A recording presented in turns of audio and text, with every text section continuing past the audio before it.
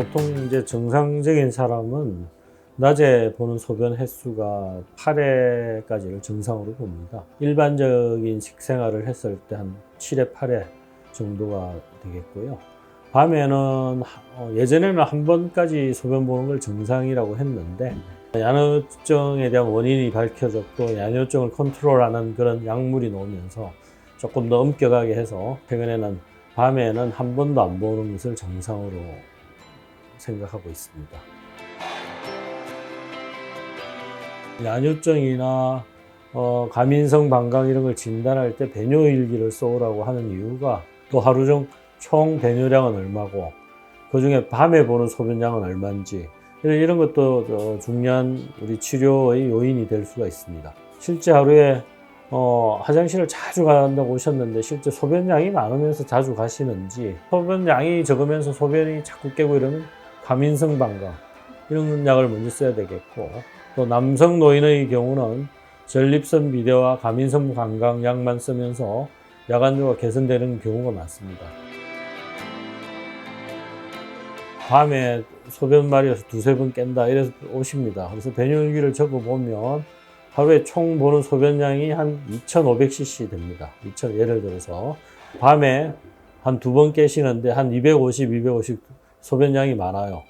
그러면 전체적인 술 섭취를 줄이고 그 다음에 주무시기 전에 2시간 전부터 물 먹는 양을 줄이고 이렇게 해서 조절이 된다면 굳이 약을 쓸 필요가 없겠죠. 물을 많이 먹어서 화장실 자주 가는 거야 병이 아니죠. 또 야간뇨 원인 중에 많은 요인은 수면 장애가 있습니다. 수면이 충분히 잠을 못 자서 자꾸 잠을 깨다 보니까 소변이 많아서 깨는 게 아니고 잠을 깨다 보니까 또 화장실 가고 이런 게 있거든요. 이런 거는 수면을 조절해 줘야 돼요. 신경정신과 의사라든지 이런 분하고 협업을 통해서 수면의 질을 높이고 수면을 조절해 줘야 되는 거고.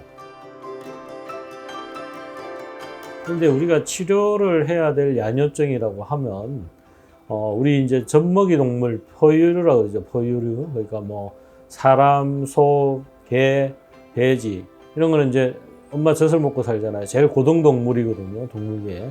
그 포유류는 해가 뜨고 해가 짐에 따라서 우리 몸이 유지가 됩니다. 그래서 해가 지면 우리가 모든 동물은 보통 잠을 잡니다. 그래서 잠을 잘 때는 항이뇨 호르몬, 즉 이뇨작용을 하지 않게 하는 호르몬이 나옵니다. 우리가 일상 해가 있을 때는 이뇨작용을 하는 호르몬이 나오죠. 그래서 물을 먹으면 흡수돼서 콩팥에서 필요한 수분은 쓰고 넘치는 수분은 소변이나 이런 노폐물과 함께 내보내지 않습니까?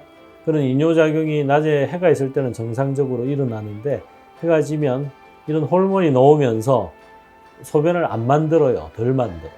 그래서 잠을 좀 푹 자게끔 우리 하나님이 우리 사람뿐만 아니고 동물의 몸을 이렇게 만들었는데 이런 항이뇨 호르몬 분비에 문제가 있거나 나이가 드시면서 호르몬 분비가 기능이 좀 떨어집니다. 어떤 식으로 떨어지냐면 분비가 적어져요. 그러면 낮에처럼 똑같이 항이뇨 호르몬이 분비가 안 될 일처럼 똑같이 소변을 만드니 화장실을 자주 가는 겁니다. 배뇨일기를 써서 실제 소변량이 많으면서 밤에 소변량이 많은지를 보고 그럴 경우 써야 되는 거고 항이뇨 호르몬은 밤에 소변이 많아서 깨야 되고 소변량이 많을 경우 항이뇨 호르몬을 쓰는데 이런 항이뇨 호르몬을 쓰면 의사들이 명의 소리 듣는 약 중에 하나죠. 갑자기 드라마틱하게 밤에 안 깨고 오줌을 안 누니까 잠을 푹 주무신단 말입니다. 그래서 아주 좋은 효과를 보고 있고 근데 항이뇨 호르몬 쓸 때 한 가지 주의점은 말 그대로 항이뇨 호르몬이니까 몸에 들어온 물을 안 나가게 하는 거 아닙니까? 그래서 이 약을 쓸 때는 약을 드시면서 취침 2시간 전에는 수분 섭취를 제한해 주셔야 됩니다. 나는 없었지만 가끔 다른 병원 동료사들의 경험담을 하면 주의를 기울이지 않고 이 약을 드시는데도 오랜만에 친구 왔다고 물을 술 한 잔 근하게 먹고 이 약을 먹었다. 그러면 몸에 수분은 많이 들어왔는데 안 빠져나가니까 몸에 있는 전해질 농도가 떨어지겠죠. 심한 경우는 나트륨이나 이런 전해질 농도가 떨어져서 우리 심장을 뛰게 하는 이런 전해질 농도가 떨어지니까 심장 안 뛰겠죠. 그래서 응급실로 오십니다. 보통은 죽을 때까지 보유합니다. 환자분들이 하는 질문이 선생님 이거 한 1년 지나면 완치되겠죠? 그러면 저는 깔끔하게 아닙니다. 예를 들어서 당뇨, 고혈압이 약을 1년, 2년 먹으면 완치가 돼서 약을 중단하지 않죠. 약을 가지고 다스리고 조절하는 그런 질환이죠.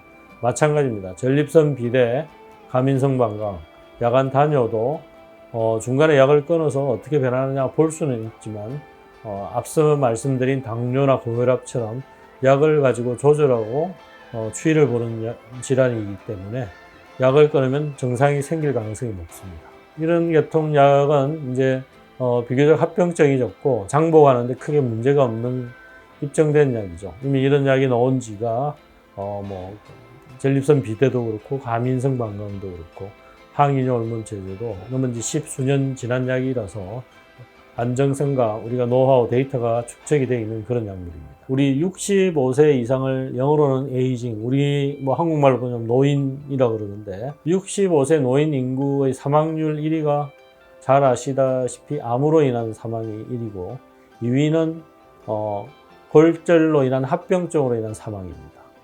그래서 밤에 소변 보고 야간조 약이면서 왜 골절로 인한 사망 2위를 약이 왜 하냐면 밤에 충분한 수면을 못 취하시면 멍합니다. 깼을 때 그 다음날 피곤하고 하루가 일과가 피곤합니다. 그래서 충분한 수면이 상당히 중요한데 젊을 때는 약간 수면을 충분히 못 취해도 우리 몸이 빨리빨리 대처를 하지 않습니까? 예를 들면 걷고 있는데 요즘에 뭡니까?